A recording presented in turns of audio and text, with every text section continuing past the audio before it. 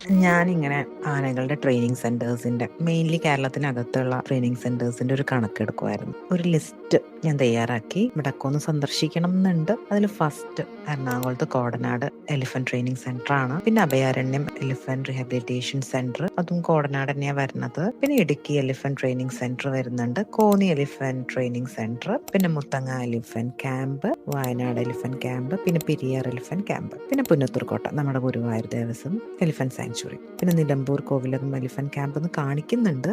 മലപ്പുറം ഞാൻ അധികം കേട്ടിട്ടില്ല. പിന്നെ ആനക്കയം എലിഫന്റ് ക്യാമ്പ് മലപ്പുറം. അപ്പൊ ഇതൊക്കെയാണ് ഞാൻ ഇട്ട ലിസ്റ്റ്.